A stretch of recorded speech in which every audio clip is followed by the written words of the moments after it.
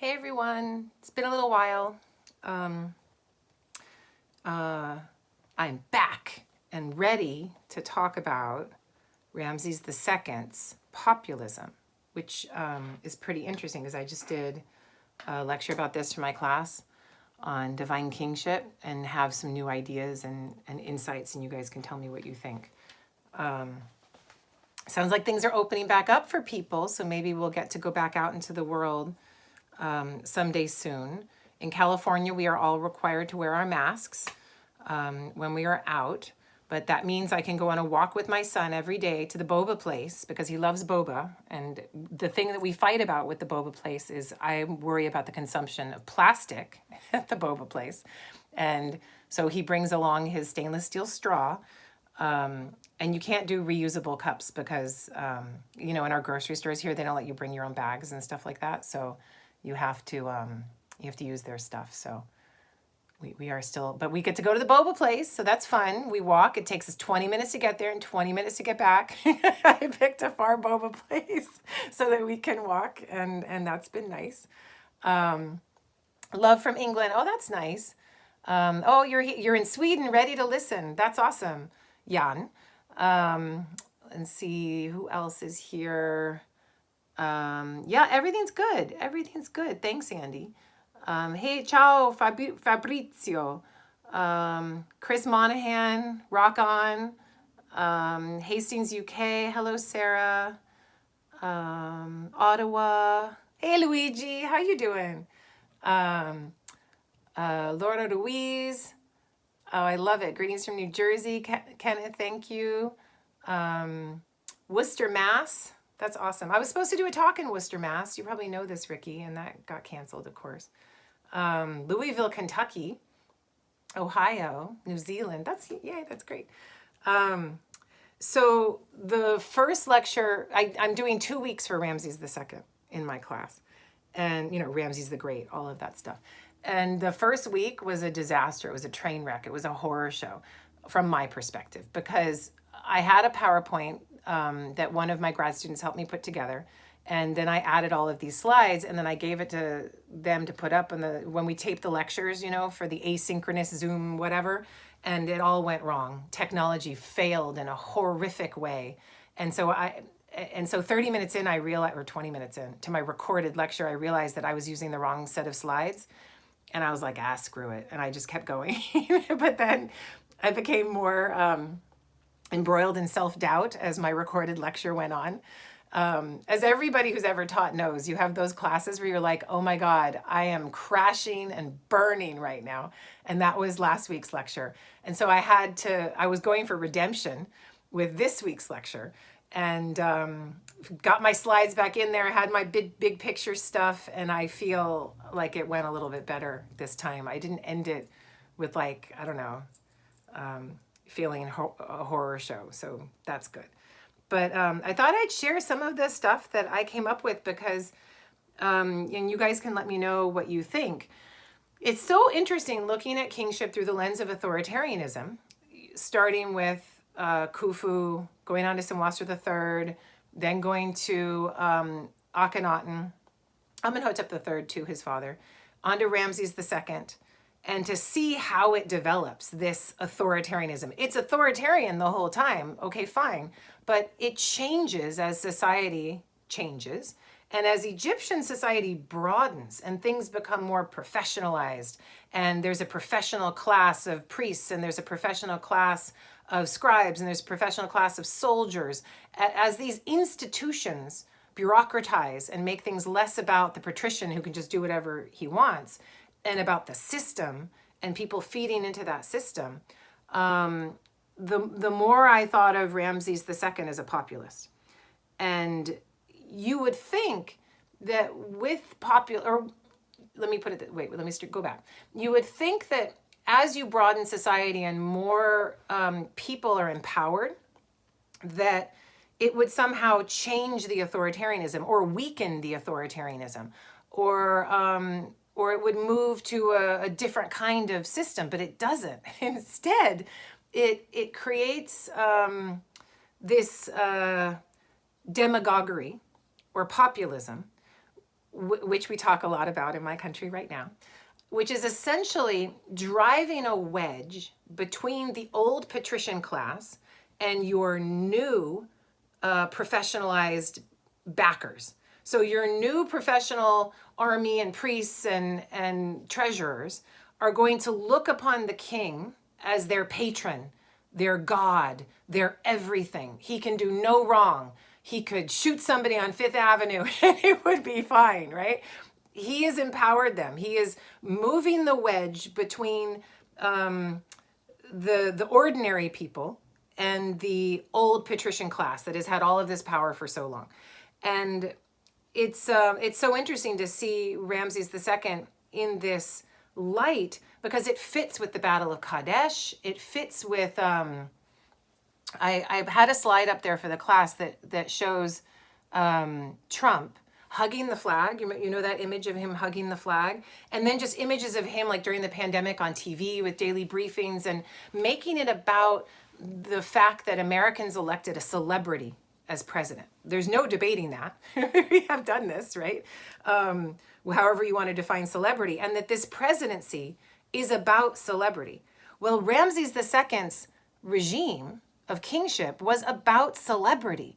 It was, if you can't have a TV and you can't have Nielsen ratings and you can't communicate to people in that way, you can put up the Battle of Kadesh on 5 different or a dozen different temples and show it in full color, garish full color, and let everyone come and consume your narrative show and tell everyone how you were the reason that the Battle of Kadesh was won, even though we know from the Hittite sources that they did not win the Battle of Kadesh. They lost the city. The Hittites moved into that part of Syria where Egypt had hegemony, and much of that territory was lost in terms of tribute.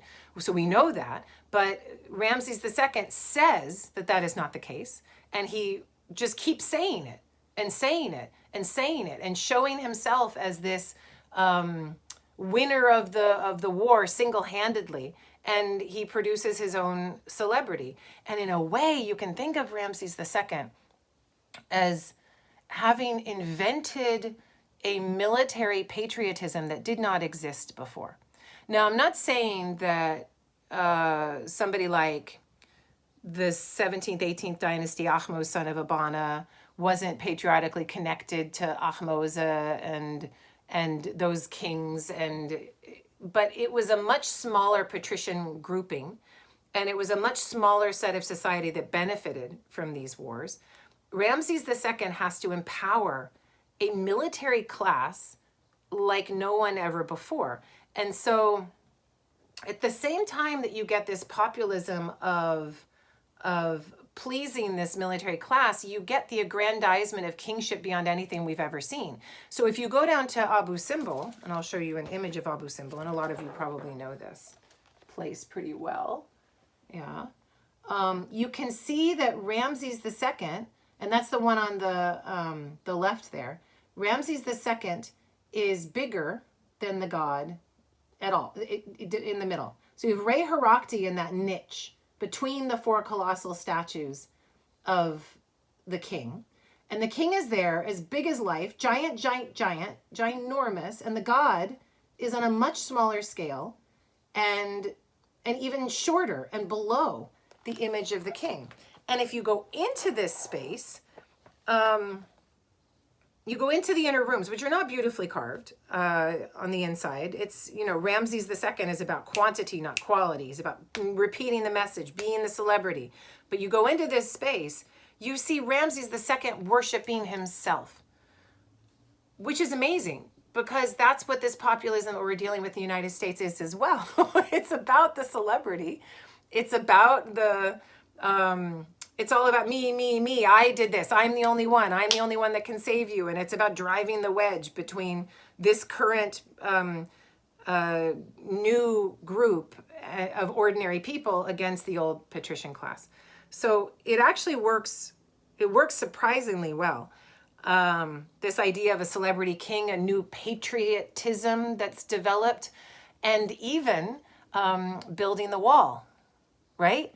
So building the wall is a way of proving to people who's American, who's not, who's Egyptian, who's not. Ramses II, he built and finished all kinds of walls, particularly up in the delta. So the Ways of Horus up on the northeastern delta side, and then he built the Libyan wall on the northwestern delta side. And then down south in Nubia, that's what this temple is for. It's building a wall not to show the Nubians how powerful he is. Nubians are enslaved and living their own horror show at this point.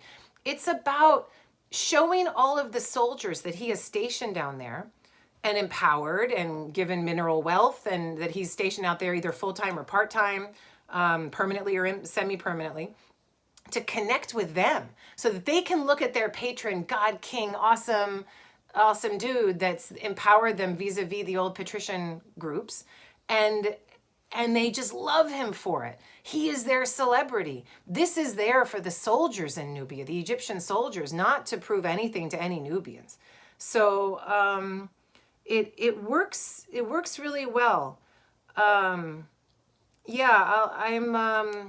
And it's interesting the way Seti I, Ramses II's father, kind of got to this point, but was more about archaism, building at Abydos, connecting with the old kings of Abydos, the first kings from 3,000 years before his reign. He was about beautiful quality of the temple and the carving.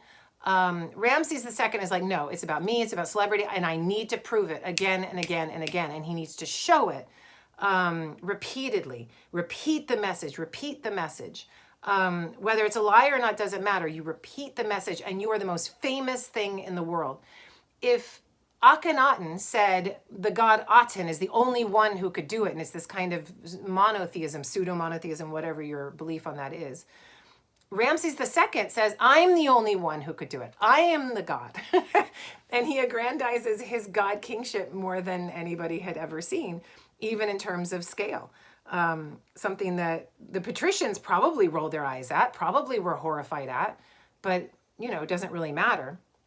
Or does it? Because think of what happens in Dynasty 20. The short term of this is one thing. You can create the celebrity. You can empower the professional classes of priests and bureaucrats and soldiers. But there is still going to be an embittered patrician group, particularly in the Theban South, that is not connected to all of this globalized cosmopolitan stuff, that are super conservative and really pissed off that they've lost so much of their place in this Egyptian government, this Egyptian world. And they just get more embittered and more embittered, so that by the time Dynasty 20's Ramses III comes along, another warrior king that's a celebrity who got rid of the sea peoples and shows that in full color on his temples, they kill him. In the harem, they kill him. So the populism does have it does have long-term repercussions, and it's interesting to think about these things in terms of generations. A lot of people are looking at the populism around the world, the growing authoritarianism within a populist setting around the world, and thinking, when will this stop? What is the end game? I'm not here to tell you what the end game is for today, but I can tell you that in Egypt, the end game was that this populism ended up doing two main things, and you can tell me what you think. One, you end up creating institutions that are more powerful than the king himself, such that the Amun-Re temple or the Ptah temple of Memphis becomes this powerful entity in and of itself. And those things will end up competing with the king long term.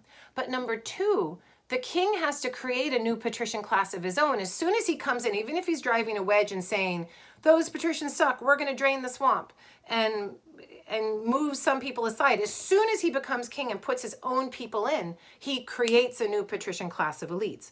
Those elites will be those most loyal to him. They will be his sons, and that's why he names his 50 sons. But then those sons who are now empowered themselves are going to compete with each other. And so long term, and the long reign of Ramses II aside, you're going, which is creating more competition as time goes on, but you're going to have son against son, grandson against grandson, great-grandson of Ramses II against great-grandson, all of this competition will increase.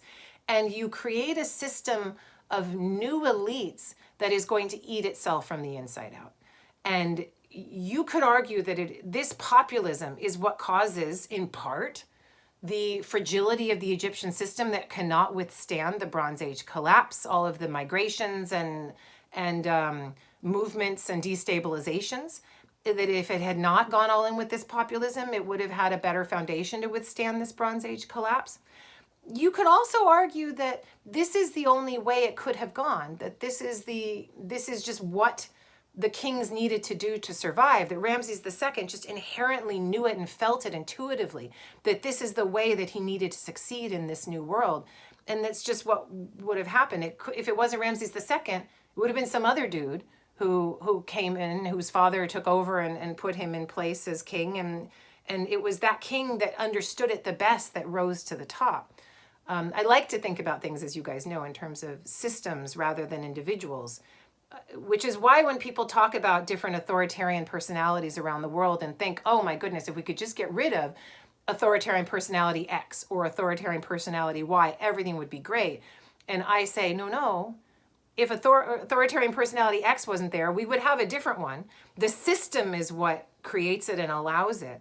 And that's how I see it, not the individual necessarily. If Putin or Bolsonaro or Trump wasn't there, there would be somebody else. And the zeitgeist is there demanding this kind of rule and this kind of power. So the long-term repercussions of it, I'm not so sure, but it's scary how well the 18th dynasty, and this will be my last big point, and then I'll look at some comments. It is scary how well Egypt's 18th dynasty compares to Mubarak's Egypt, and how well Egypt's 19th dynasty compares to Sisi's Egypt. One is more of a patrician regime, dynasties, empowering the woman, empowering the sons. That's the 18th. And the other is based on the military institution, the police institution, empowering the men. Women don't have much place. And it is about the populism and the nationalism and the xenophobia to some extent. But the police state, the authoritarianism becomes stronger, even despite the decentralization and the more power players there are within the government, because there need to be. So these are the ideas that I'm working with now. Let's see what I can do to write this up, and let's see what you guys have to say. Oops, I just made all the comments go away. Hold on. Oh, crap. And now I have to try to get them back. Come on, Kara. No, that's my trash can. That is not what I wanted to do. Come back. There we go. Obviously, you guys can tell I live in the ancient world, not so much the modern one.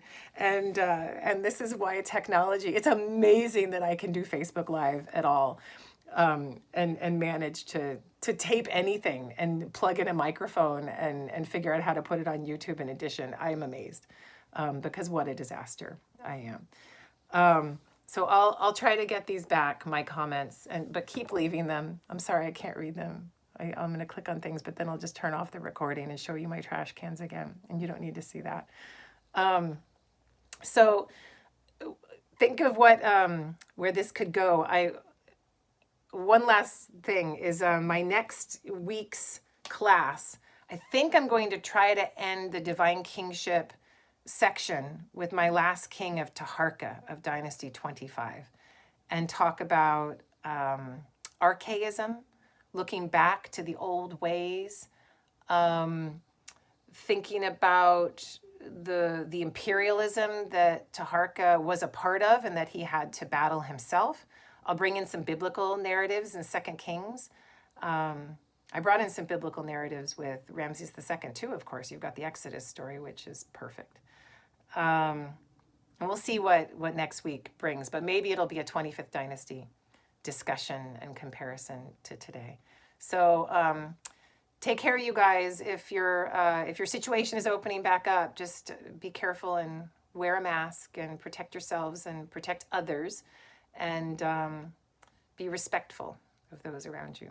And we will talk soon. Take care.